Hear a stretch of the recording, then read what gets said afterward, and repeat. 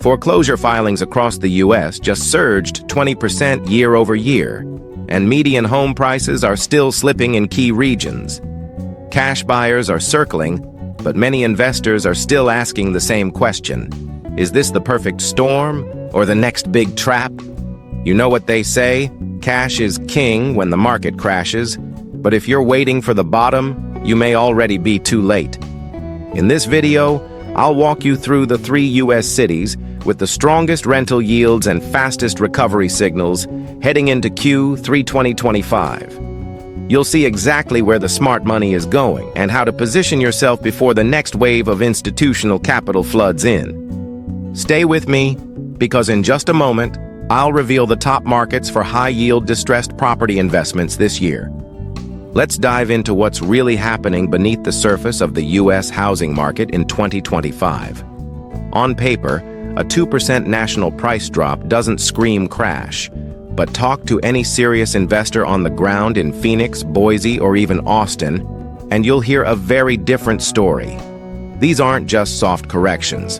In some metros, prices have come down by 8 to 12% from their 2022 peaks, and the impact on liquidity, sentiment, and capital flow has been sharp. You know how this works. When credit tightens and listings surge, it's not the median that tells the story. It's regional dispersion. And right now, that dispersion is opening up targeted opportunities that most investors miss. Let's look at why this correction is happening. Rising mortgage rates were the match, but the fuel was affordability collapse. According to NAR, the Housing Affordability Index dropped below 95, meaning the average household can no longer qualify for the average mortgage. Couple that with a 6.7% 30-year fixed and inflation-eaten savings, and you get exactly what we're seeing now: stalled buyer activity and a wave of rental demand. Foreclosure activity has also picked up. Adam reports a 20% year-over-year rise in filings nationwide. That might sound modest, but when you isolate it by region, the picture gets clearer. Look at this chart. Foreclosure spike, Sunbelt cities, Q1 2025 versus Q1 2024. Cities like Tampa, Charlotte, and Las Vegas are leading the way, with 30 to 40% spikes in distressed listings. Why? Over-leveraged investors who bought at peak pricing with floating-rate loans are now exiting fast. And consider this: median home price versus income, U.S. major cities 2023 to 2025. In Austin, the price-to-income ratio is still over 7 times, even after corrections. Compare that to Chattanooga or Raleigh at 4x. That spread? It's what separates a volatile gamble from a stable yield play.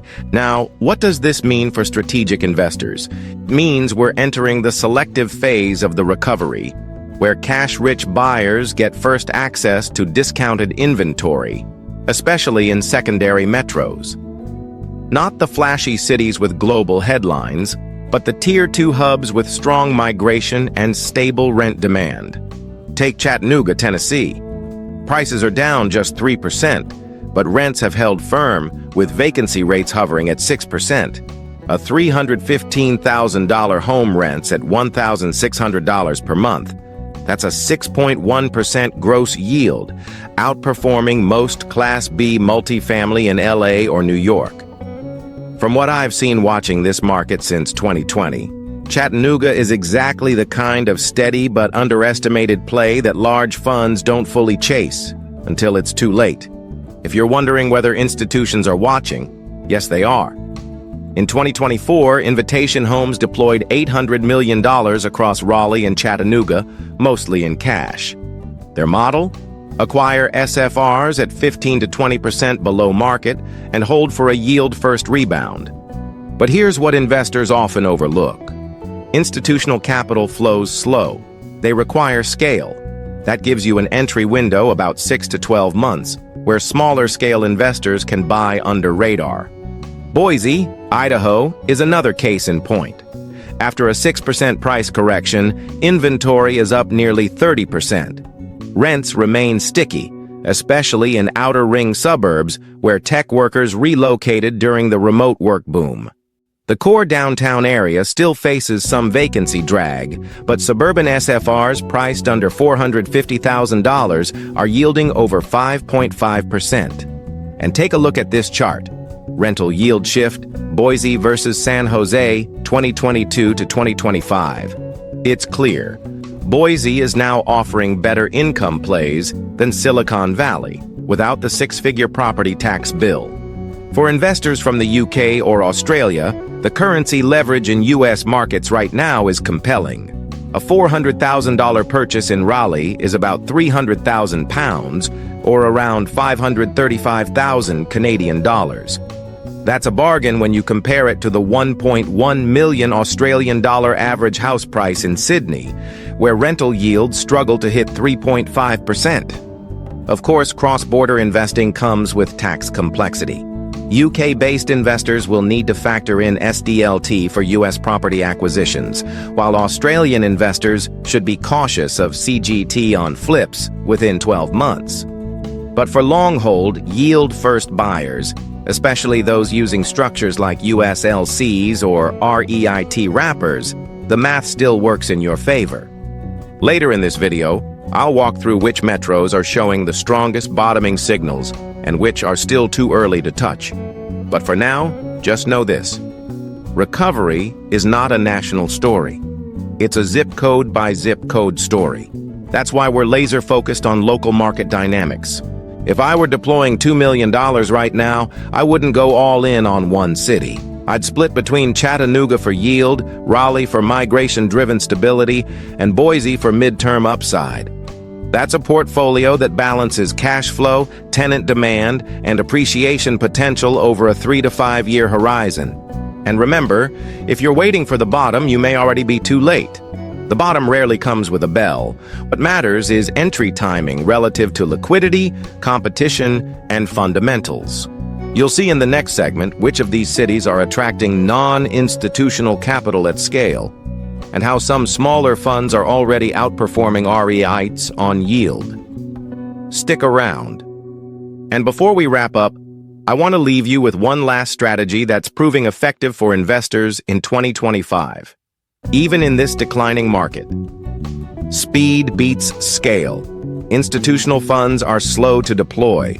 They need layers of approval, long due diligence windows, and market-wide clarity. But individual high-net-worth investors like you can move now into markets where price discovery is still underway, inventory is high, and competition is limited. Take a look at this chart. Housing inventory versus buyer demand, U.S. secondary cities 2024 to 2025. You'll notice the inventory spike began mid-2024 and is starting to taper in select metros. That's a signal. When listings peak and days on market stretch, you get negotiating power, something we haven't seen consistently since 2019. From what I've personally seen working with investors in places like Raleigh and Boise, the ones who act early, who lock in cash flow properties while others hesitate, are the ones who win the cycle. Every time. So let's recap the key takeaways from this video. First, foreclosure activity is rising, especially in secondary markets, and that's creating a short-term window for distressed acquisitions.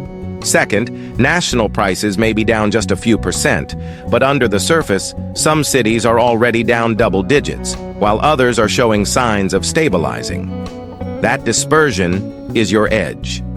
Third, institutional players are moving in quietly. If you wait until they go public, it's too late. You want to be ahead of their curve.